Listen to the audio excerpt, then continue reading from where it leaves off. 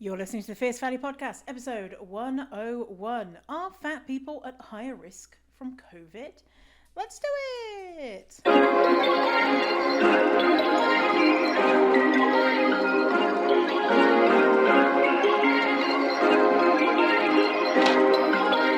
Perfect.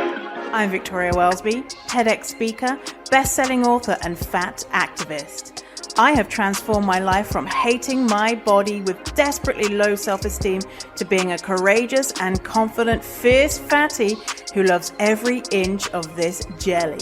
Society teaches us living in a fat body is bad, but what if we spent less time, money, and energy on the pursuit of thinness and instead focused on the things that actually matter, like if pineapple on pizza should be outlawed, or if the mullet was the greatest haircut of the 20th century.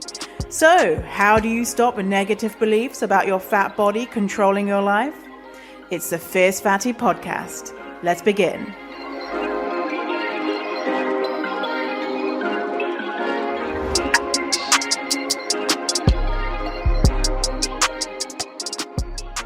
The little tinkles behind me, that's Dougie. The little tippy taps on the floor. He's going to go in his little house. Go on, Annie, go Dougie. Whenever I'm recording a podcast, he'll come and sit in his little house next to me. His little cage where he hides away. And it's so funny. Dougal the dog, if you're confused. He knows when it's the end. Like, he knows when I've ended a call or recording a podcast. With the words I say, like he must recognize me saying okay bye or whatever it is I say, and he'll come out of his cage right there and then to say, come on now, you're done now, let's go and have some fun. So dogs are cute. Dogs are funny and cute, aren't they? I love them. I love Dougie. Hey, is it just me? I was thinking this morning. I'm always like, I'm gonna ask the fierce fatties, is this just me? But you know when you put on your clothes in the morning and you put on your underwear, am I the only person? Definitely, I'm not the only person, but like often thinking, if I get hit by a car today, when they cut off my clothes with those scissors, they're going to be like, "Ooh, I like the underwear. Oh, nice underwear. Oh, what a shame it is to cut this underwear." Do you think that? Do you think that all the time? Often. I'm like, oh, I'll put on matching underwear with matching socks today, just in case the paramedics cut off my clothes today. Not that I'm thinking, oh, I might die today. I'm just thinking, oh, no one else is going to see me. So hopefully some lucky paramedic does. No, not hopefully, but do you think that? Is that just me? No, it's probably just me. Yeah. Talking about silly dogs, oh my God. Okay, I don't know if you've seen on TikTok and on the Instagrams, people doing these things called diamond paintings. It's this thing you might have seen and not know what it is, where people are putting like diamantes or like crystals onto a paper or onto canvas or something with this thing that looks like a pen, and they make a little clicky noise. It's like a little click as they do it, and it's kind of on these accounts where it's satisfying videos. Anyway, I was in Dollarama the other day. I was looking for some felt to put on the back of a cross stitch that I did for my mum for her 70th birthday. It said Mer, M-E-R, that's her nickname that we call her, Mer, and then some shamrocks and hearts around it. Anyway, I needed to back that, and I saw in the art aisle a diamond painting of a stupid little dog. Oh, one of the diamonds just fell off. Oh, another diamond just fell off. I'm holding it up if you're watching on the camera. If you're watching on YouTube. Stupid. Look at this stupid little thing. Anyway, and so it was like $4 for this thing, which is like a whole kit with the wax that you put on the pen to pick up the diamonds. They're not diamonds. They're like pieces of plastic. Oh, two fell off. It lost some of its stickiness. 3 fell off. Oh, anyway, it's a load of shit anyway. But I mean, like, it's just a bit silly, but it's so fucking satisfying. Oh my God. If you are in any way crafty, this, I tell you what, I just finished my cross stitch for my mum, and so I was like, I'm okay for a bit of a creative project for a while. But then I was like, no, go and have a little go on that diamond thing.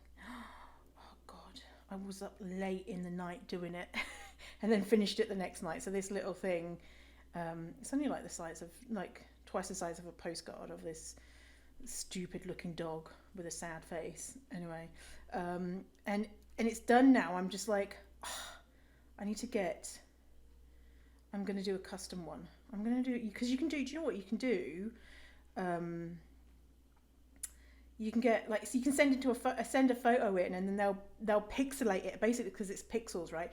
They'll pixelate it and send the kit back to you. I don't know how much it costs. It's not that expensive, but apparently I was been watching videos about it. This is how so much I'm into it after doing this one silly thing, that it costs like $15-20 for a whole big ass kit that takes a while to do. Anyway, so if you're looking for a new hobby or something to do while you're watching TV, I did it on my kitchen table last night, because the night before, to finish it off, the night before I did it on my sofa. And for fuck's sake, the amount of times that the crystals went flying everywhere, I literally had to take apart my sofa to get all the little bits that fell everywhere multiple times, because I was doing it like perched on a stack of books with my phone as a light, like... Anyway, so now I'm going pro. I'm on the kitchen table. I might even get a lamp or something. I don't know, but stay tuned for a huge crystal painting behind me with the Fierce Fatty logo, or I don't know. Oh, I could do like a custom one, which is like fat people just doing cool fat shit or something else like that. Oh, I'm so excited. Oh yeah. So yeah, check it out in your local Dollarama if you want to have a go and see if you like it or not. So today we're talking about COVID and shit like that. So trigger warning on this episode, because it's talking about like medical fat phobia, and that can be really gross for people because it's awful. So if that's not feeling like something you're up to today, then skip this episode. We're also talking about needles, and so we're talking about needle lengths throughout the episode. So again, if that is not feeling good for you today, then see you in the next episode. But if you're feeling cool, let's do it. Okay, so I got an email from Dr. Kat Porzay. I've been on Kat's podcast. Kat is a senior lecturer at the Institute of Educations and Fat Studies scholar at Dr. Kat Porzay. Amazing human being.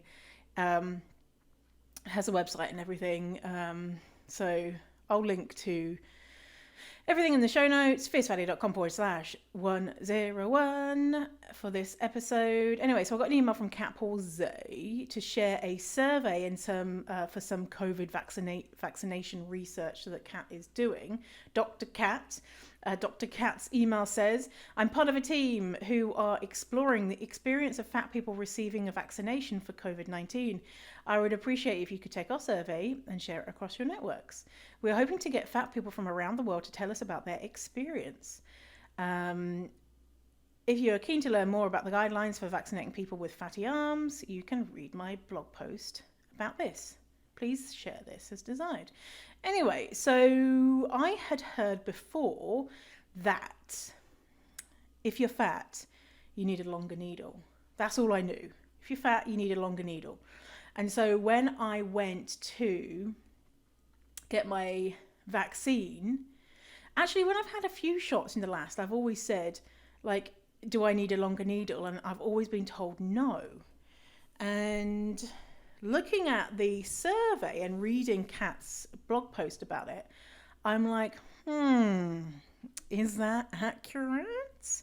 So this is Kat's. I'm going to read a little bit from Kat's post, and so I'm going to share a little bit more about this. So Kat's post that's about the study on protecting fat people from COVID-19. So Kat says, I'm very pleased that I was able to receive my first shot of the COVID-19 vaccination several months ago as a member of Group 3, which is in New Zealand. They have people who are at risk of getting very sick from COVID-19 because of my high BMI. So Kat is a super fat person. While I am doubtful that fat people are at greater risk for getting sick from COVID-19, see my recent publication on this, I do know that fat people are likely to receive poorer care in the healthcare system, which is likely to result in poorer health outcomes and even death. See this meta-analysis, and I'm gonna talk about these two publications that Kat's talking about. I'm going to talk about them in a second, so don't worry.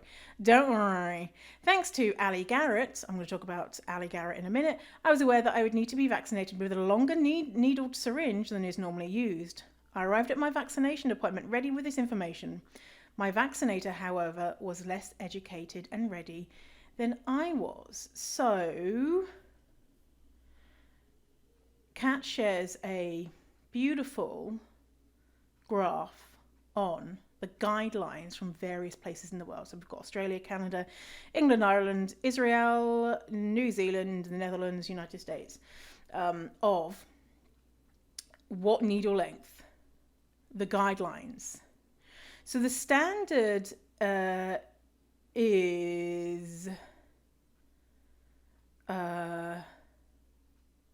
it 25 millimeters is a standard, and then 38 is a long one, or 1.5 inch is a long one. And so, because in the past, when I've been vaccinated or had any injections, I always say, do I need a longer needle because I'm fat? And they say, no, you're fine. Like, you're not fat enough, basically. And so here is what you should, who should be getting the longer needle. And so for Australia, the designation of someone who should be getting a 38 millimeter needle is someone who is very large or quote unquote obese person. Canada says men who are, I'm going to mention weights here in a second. Skip ahead 10 seconds if you don't want to hear weights. Men who are 118 kilos or 260 pounds. Women who are 90 kilos or 200 pounds. Now I'm in Canada. I'm way more than 200 pounds. I should have got the 38 millimeter needle. England, it says, quote unquote, morbidly obese. Ugh, gross. Fucking hate it. Ugh, fuck that. Ireland, same weight guidelines are in Canada. Israel says similar weight guidelines for any gender or a wide arm, and basically goes on pretty much like that. So it's pretty much the same all over. And so with the weight guidelines of who gets the 38 millimeter needle or the 1.5 inch needle, it's pretty small. It's probably, if someone is a woman, someone who is probably a size 16, 14. And as we know, most women are plus sized. So theoretically, most people should be getting this longer needle. And in Kat's blog post here, Kat talks about saying, oh yeah, so it is 25 millimeter. Kat talks about saying, hey, I want the longer needle. And they said, no, we're going to give you the 25 millimeter. And then Kat advocated for herself and then was given subpar kind of, they switched out the needle, not the syringe, and you're not meant to do that. So they just unscrewed the needle and gave her that, which is not, the guidelines recommend it. And then the next time for the second dose, the Kat had to go and wait because they didn't have a needle at hand. And it's wild to me. And also, Kat was in this blog, Kat is saying, almost every fat person that she has spoken to didn't know that they needed to have a longer needle. And Kat says, quote, it should not be the fat person's responsibility to know that they need to be vaccinated with the longer needle. That knowledge should be held by the vaccinator. Yeah, it should be. Like, I mean, I don't know about the job of vaccinating someone. it looks like it's putting a needle into someone's arm. It's locating the right place for it. It's checking health stuff and answering questions. And there's probably a lot more to go with it as well. But it seems like a pretty basic thing, doesn't it? Doesn't it seem like a pretty basic thing of you're injecting a needle into someone's arm. And with this vaccination, it's going into the muscle. And so if you know the location where this needs to be delivered is the muscle, and you can see someone's arm and know that they have fat on their arm, wouldn't you just be like, hey, if I was a vaccinator, I would just be like, hey, okay, give me a mix of 25 millimeter and 38 millimeter, like half and half, versus just giving everyone the 25 unless they speak up. And in some cases, you would have just been given the 38 millimeter and you don't know because they wouldn't have said. And in some places, people had to advocate for themselves.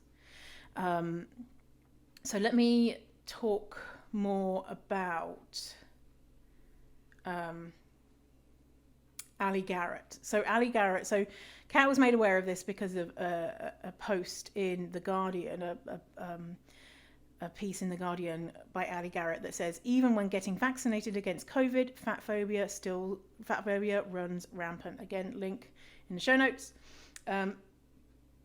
So in this article, quote, a registered nurse I spoke to explained to me that the COVID vaccine, just like the flu vaccine, is designed to be given into the muscle.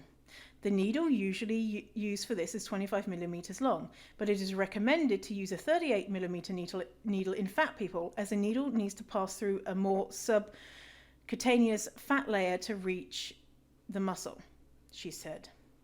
Quote, all COVID immunisers in Australia, which is where Ali is from, are required to complete training provided by the Australian government. And this training advises that 38 millimeters needles are required for individuals with O-word. When I asked if this was a new requirement, the nurse told me, a study in 1997 found that the amount of fat over the deltoid muscle is a muscle in your arm, where we have our vaccines injected varies, especially for women. If a vaccine made to be injected into the muscle is injected into the fat layer, this has less blood flow than the muscle, and the immune reaction likely won't be as strong. So that's how. So the injection, it goes into the muscle. The muscle has lots of blood vessels, and then the juicy stuff, don't ask me the scientific term, in the vaccine gets taken in the blood vessels and then spread around our body. But then in our fat layer, there are blood vessels, but they're a lot less than the muscle. Doesn't mean that the vaccine is just going into the fat and then it just lives there and nothing happens. It does still get taken away by blood vessels, but because there is less blood vessels, what this nurse is saying is that the immune reaction won't be as strong. Also, it takes longer. So Kat continues in the original blog post I was talking about. Kat continues, no one really cares about fat people and their well-being outside of being able to complain about them as a burden or to make fun of them for their own delight. If vaccinated fat people end up being more likely to be hospitalized with a breakthrough case of COVID in New Zealand, most people will find that acceptable, dismissing it as another example of fatness being unhealthy. If more fat people die from COVID, few will be surprised, and that blame too will fall solely on the fat feet of the individuals. I will be one of the few who will wonder if those fat people were in fact vaccinated or if they only thought they were protected. Did an improper vaccination result in them being unprotected from COVID, lead to their hospitalization? Did an improper vaccination result in their death? Kat also links to a post by Fat Besties. Oh, I love fat besties. Fat besties because they're Canadian. They're from the island, Vancouver Island, which is next to Vancouver. So they're close, but not close enough for me. Anyway, so fat besties, a group of fat people, have a website, have a Instagram page. They did events before COVID. And one of the fat besties, Courtney, who is a fat public health nurse, talks about this too.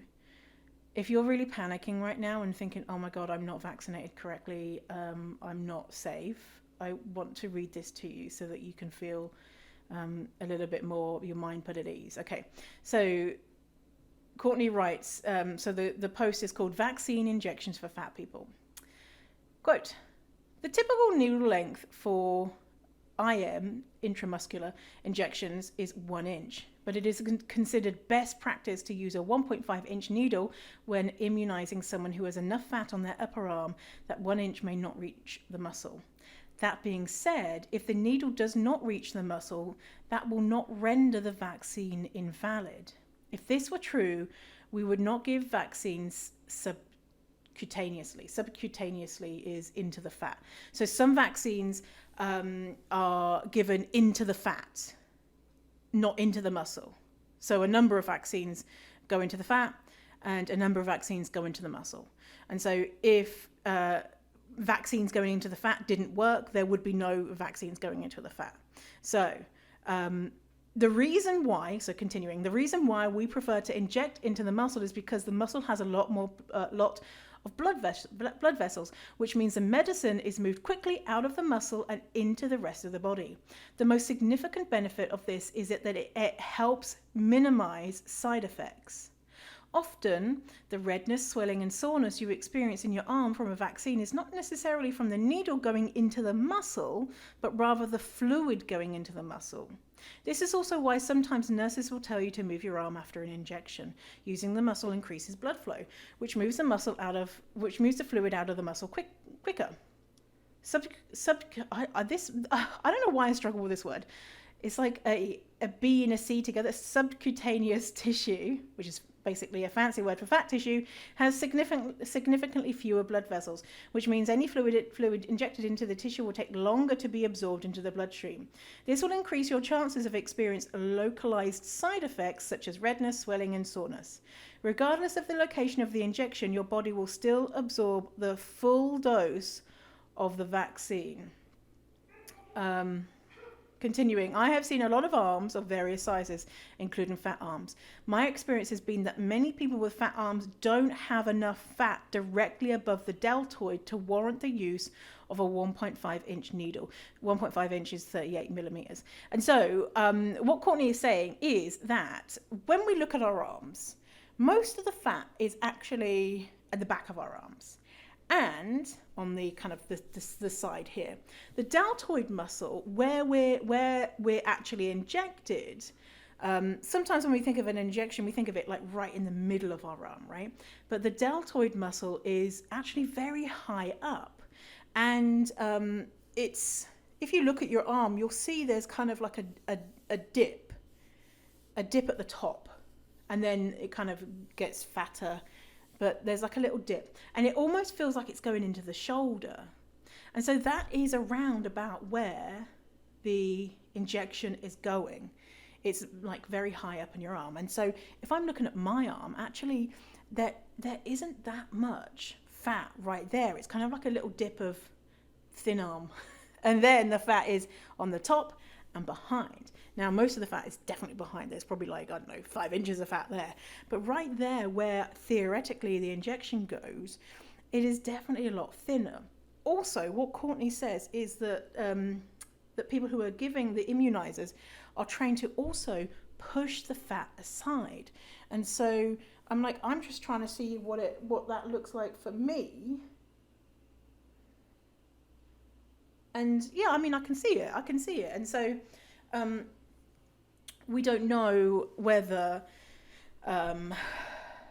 That's the thing. We don't know, right? We don't know whether the person injecting you is considering these things. We don't know if they're trained. We don't know if they're aware. And so when I've said before, hey, do I need a longer needle here because I'm fat? They've said, no, you're not fat enough. And I felt, oh, okay, that's fine. I felt like they knew what they're talking about. And hopefully it was because they knew what they were talking about versus them being like, oh, I can't be bothered to go and get a longer needle. We don't have any longer needles. Somewhere I read, I think it was in one of Kat's posts, someone was told that they've run out of long needles in the whole of New Zealand. And that was just a straight up lie. And so the thing is, we don't know, right? And so the reason why I think it's important to read Courtney's words on this as well is that even if you think that you've been given the wrong needle, you probably, it sounds like, this is what Courtney says, regardless of the location of the injection, your body will still absorb the full dose of vaccine, but you're going to have more localized side effects, and it takes longer for the vaccine to get around your body. Also, I wonder. I just wonder about this. So I don't want you to panic. Like me reading Kat's stuff, which is great. We need all this stuff. And I was like, oh shit. I thought that I was immunized, but what if I'm not?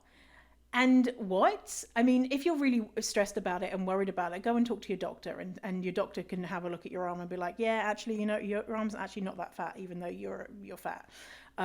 Or maybe it is, and maybe your doctor will say, hey, go and get another vaccine. Someone in my building got a third vaccine. It was something to do with having a vaccine passport. You had to have two of the same. So I don't think having a third is bad. I don't think it's going to hurt you. And if you haven't got your vaccine, yet, if in doubt, just ask for a longer needle. And if they say, oh, no, you don't need it, ask, why is that? And if they say, oh, actually, if you look at this right here, you can see that you've got less fat here. And I can, estimate from looking at this. And actually what I'm going to do is I'm going to press here so that the fat is pushed out the way. So I'm definitely still going to, whenever I get an injection, say, do I need a longer needle? Oh, no, you don't. Why is that? And then say the guidelines for the COVID vaccine is if I am X amount of pounds, go back into the episode if you want to hear what amount, and I will say I'm over that, and so why then am I not getting a longer one, and hear what they say. If they're just like, oh, and I'm like, bitch, give me the fucking longer one. Or they could say, Angeline, actually for this type of vaccine, this is going into the fat, not into the muscle, and so we use a shorter one. Oh, okay, cool. But the thing is, most people don't know about this. Did you know about this? I don't know. I must have mentioned it on the podcast before, but still, probably you didn't know. And so anyway, so are fat people at higher risk from COVID? Talking about all of this stuff, which is kind of, talking about this stuff is kind of interesting if we think about the bias that we have in healthcare.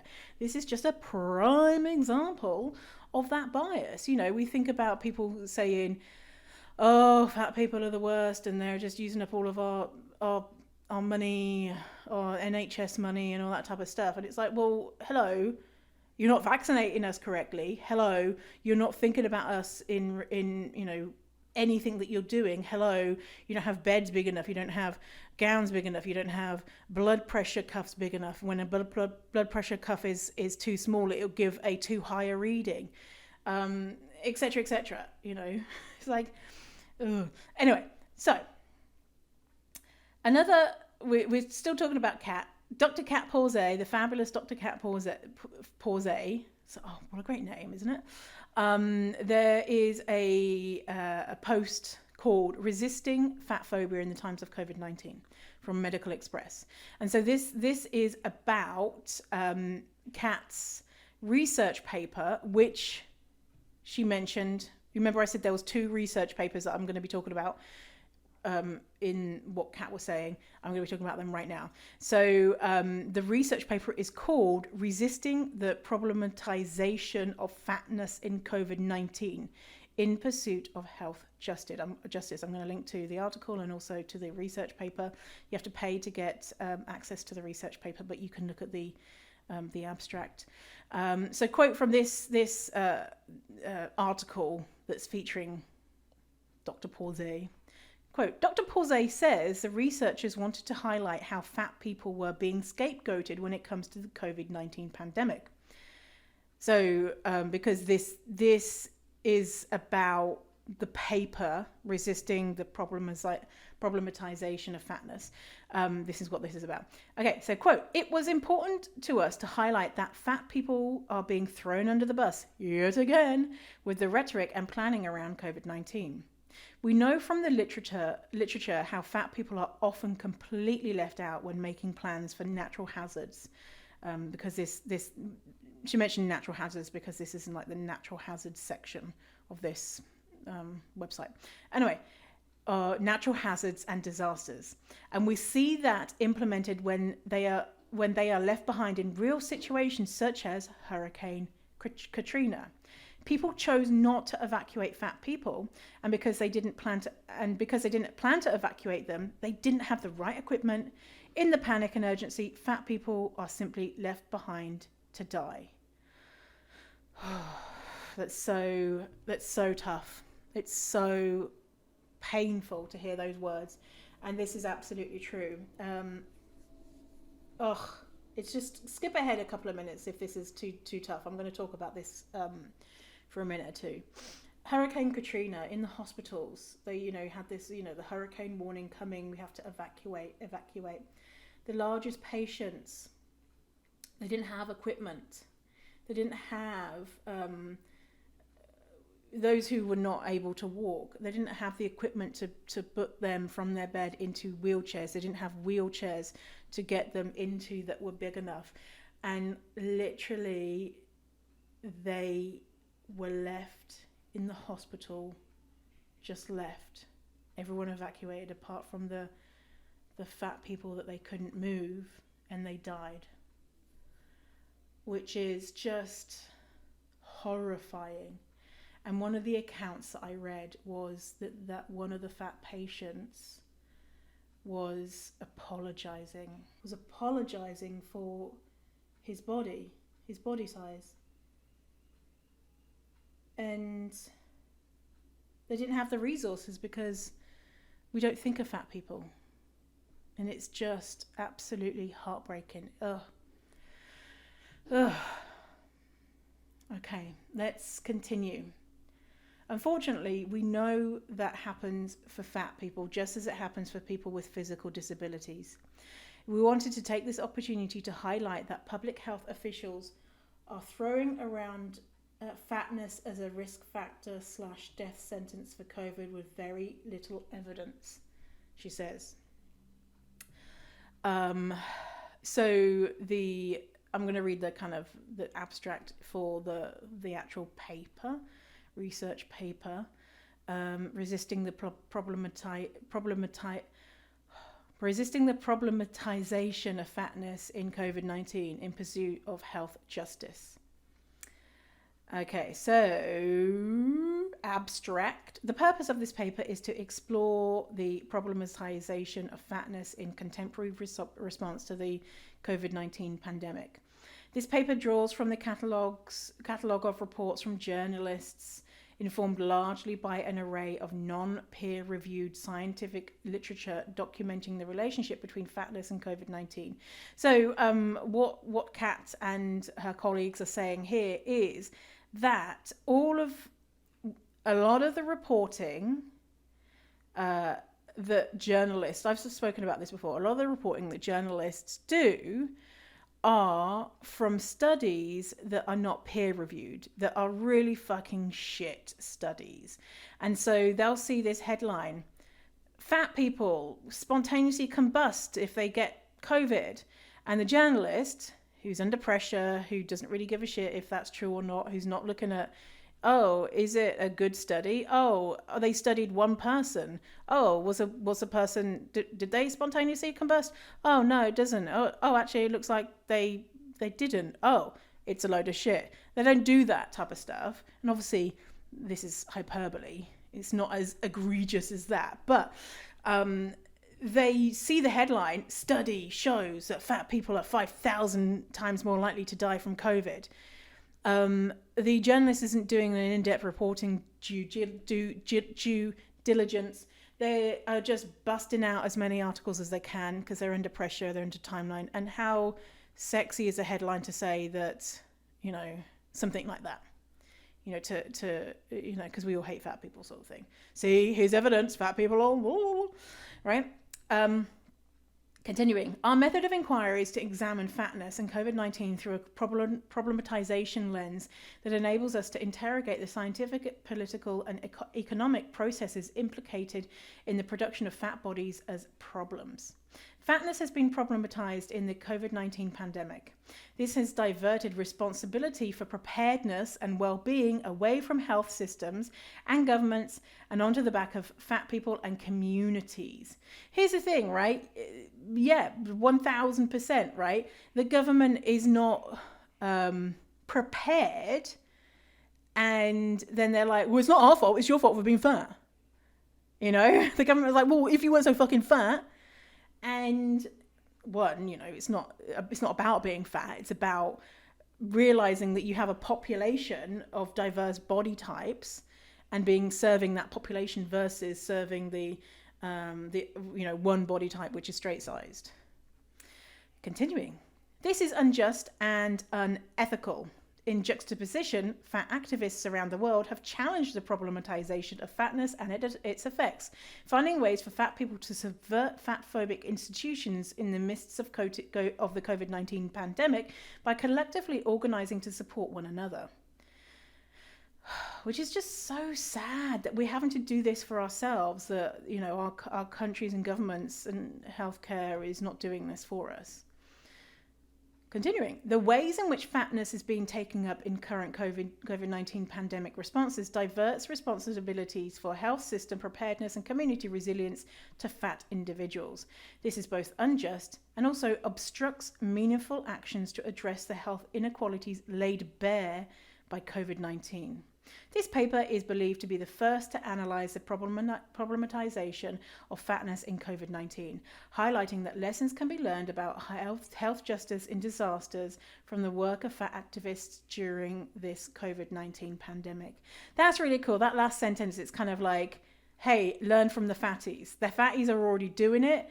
Listen to fat activists. They know what they're talking about. They're going to help you be able to do better next time there is a health justice a disaster. Is that going to happen? Not likely. Maybe in 50 years' time.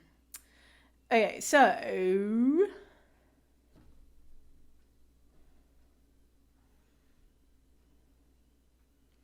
the other thing that Kat mentioned, and I've mentioned this before, is because this is an active thing. This is still ongoing. It's how quickly can science catch up and research catch up, and show us good science. And I mean, it's going on for a year now, and so. They're not that slow, but still sometimes it takes time to get good information out there. And so using the information that we know about H1N1, and so this paper is called Weight and the Prognosis of Influenza A, H1N1, infection during the pandemic period between 2009 and 2011, a systematic review of observational studies with meta-analysis. So I'm going to read this and then give it to you in plain language.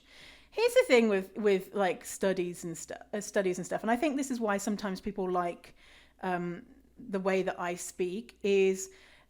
A lot of times this stuff is not accessible to most people. Reading this stuff, and cats is not a good example of that because cats is readable, right? There's no stuff in there that's like, what the fuck is this? Cats is readable. But a lot of studies, a lot of papers, they're not accessible to the general public, and it's not due to not being smart enough. It's due to not using plain language. And in the legal word, what do they call it? Legalese. And a lot of times I just wish that they could be like, here's the study with all the fancy words. Here is a really plain language version. We did ABC and we found XYZ. That's it. Like in a sentence or two. And even when they do a little kind of like summary, the summary is like, what? Anyway, so I wish that things were, instead of having to kind of, it's almost like poetry, like, what is the hidden message under these words? Okay, so anyway, me going on about how these things are not accessible. Some people are like, yes, they are. What are you talking about, stupid? Okay, so they did this meta-analysis. This is the abstract. Okay, background. In 2009, a novel influenza H1N1 virus was detected and caused influenza pandemic. It is important to identify the risk factors for severe outcomes. However, inconsistent results regarding the effect of fatness, they use the old word, were reported in previous studies. Let me read that again. Inconsistent results regarding the effect of fatness were reported in previous studies. Oh, well. Basically, what they're saying is people said that fat people were at a higher risk, but actually the results were inconsistent. Okay. Methods. We conducted a systematic review to assess the association between fatness and poor prognosis for laboratory-confirmed H1N1. We searched 3 English databases and 3 Chinese databases for relevant studies from April 2009 to October 2015. Blah, blah, blah, they say which they are. 2 investigators independently identified eligible articles, assessed quality, and extracted data. We performed meta-analysis and meta-regressions to estimate the association between weight and poor prognosis for H1N1 infection when data were available. So they got all of these studies, these separate studies that people in England and China did. So continuing, we identified 22 articles enrolling 25,000 laboratory confirmed patients, and so patients who are confirmed to have H1N1. They didn't just say, I feel a bit sick or whatever. They were confirmed in a laboratory testing. The pooled estimates indicated fatness significantly increased the risk of fatal and critical complications of H1N1. Okay, so the pooled estimates indicated fatness significantly increased the risk of fatal and critical complications of H1N1. So what they found was the estimates was that fat people were dying at a higher rate, and they were having worse reactions.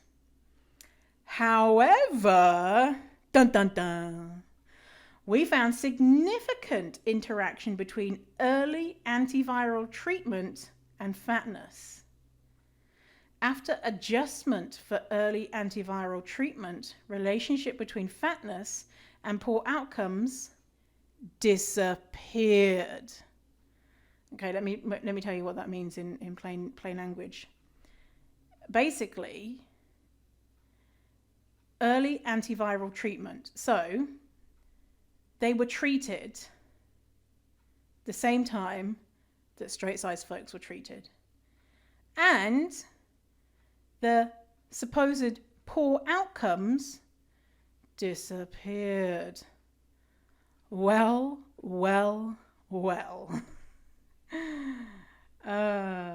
So, conclusions. The rest of the meta-analysis showed fatness significantly increase the risk of death, critical complications, and severe complications of H1N1, especially among high-quality studies in Asia, in the Asia region. Importantly, the result from our meta-regression indicated that the conclusion should be interpreted with caution because early antiviral treatment might be the key confounding factor. So it turns out if you treat fat people the same way that you treat straight-sized people and you give them antiviral treatment, that there is the poor outcomes, as this study says, disappear. So what is that? Oh, weight bias. And so basically, what this is saying is the fat people had poor outcomes because of the treatment that they got, not because of having more adipose tissue on their body. So knowing this, and there's other studies like this. This is of 25,000 people across China and England. And I mean, how fat phobic is China and England? I'd say pretty fat phobic. I mean, how does that differ between different places? I know that, fucking New Zealand sounds like a shit show of fat phobia. I know UK, the UK compared to Canada, UK is more of a shit show. And obviously this is anecdotal evidence just from what I've seen. And with all the whole shit show that is healthcare in the States, and insurance and people being denied insurance because of BMI. Oh, Nelly. So anyway, all that to say that, if early studies are coming out saying, oh, well, fat people are dying because of COVID. Well, it's like, okay, well, have you, like this meta-analysis, have you looked at all of the other confounding factors? So it's like, 2 people walked into the emergency room, both with a broken leg.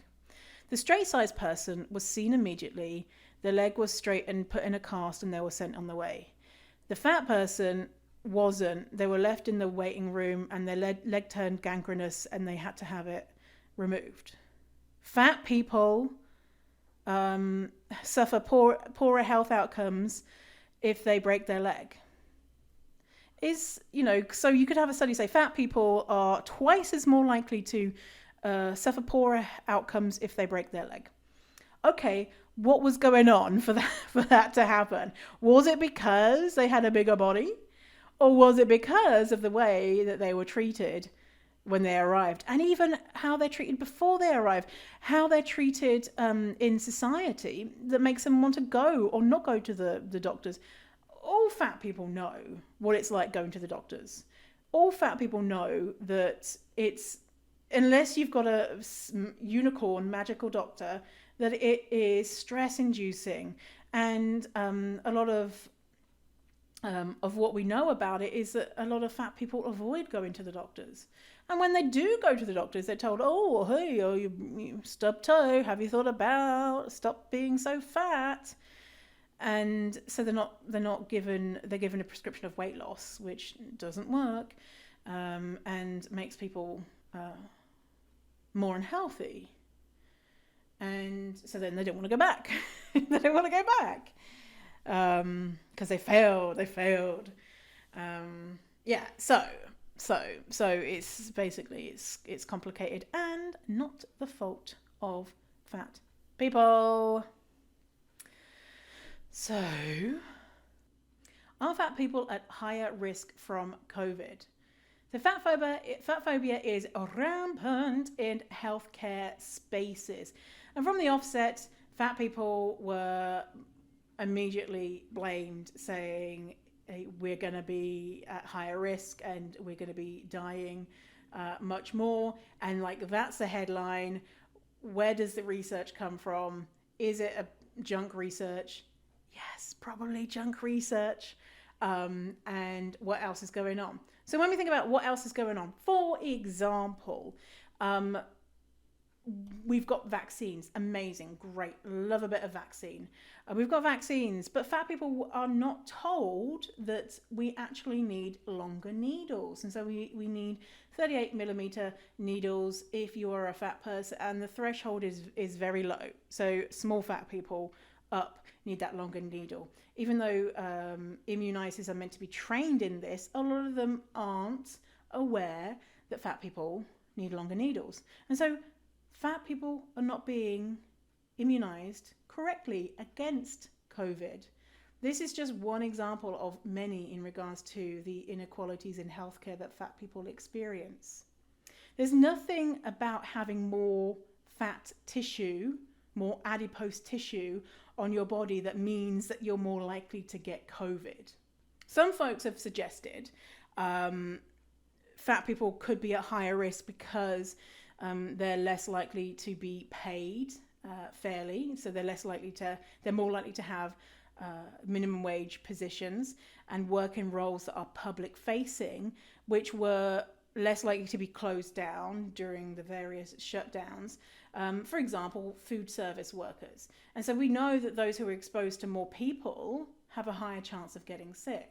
When we look at how fat people do when they do get COVID, there is a lack of evidence that shows that fat people do badly and they have poorer outcomes for the sole reason of having more fat tissue on their body. In fact, we're seeing evidence that fat people do better in ICU compared to their straight-sized counterparts. And if we look at what happened with fat people in the H1N1 outbreak, in a meta-analysis of 25,000 people, first off, it looked like that the fat people were at a higher risk.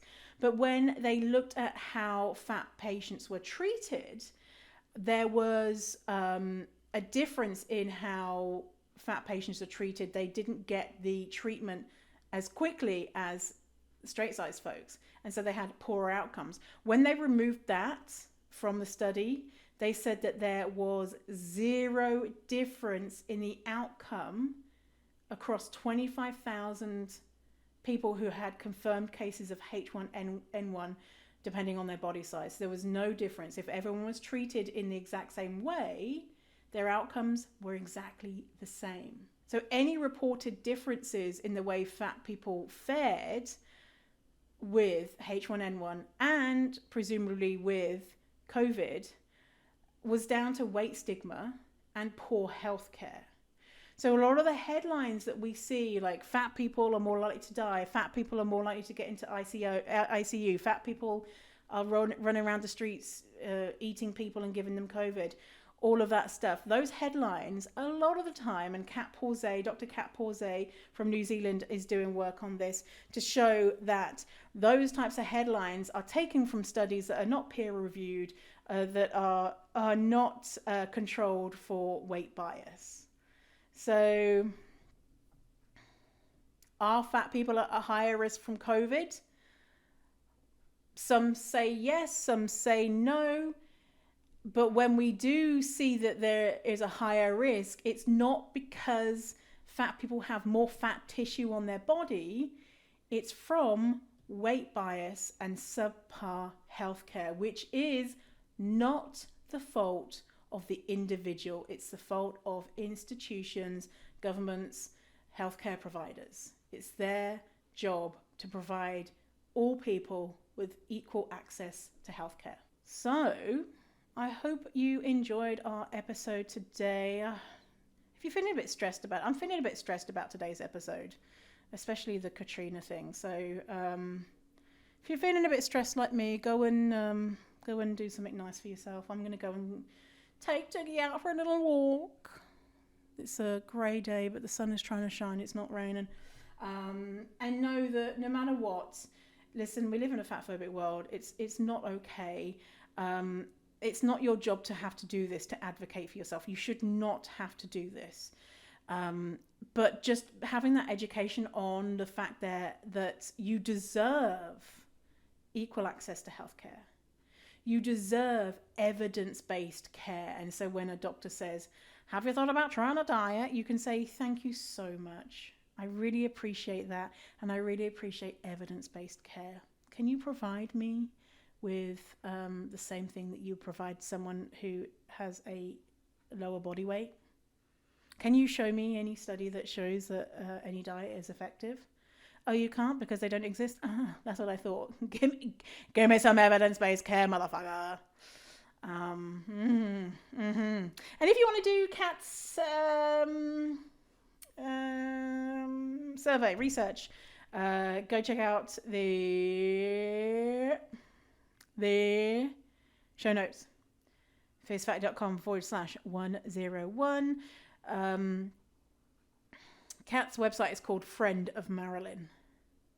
Friend of Marilyn. And that blog post is the first one on there with all of that information. Okay, well, I'll see you in a bit, dog shit. See you in a while, alligator. Stay fierce, fatty, and I'll see you next time. Goodbye.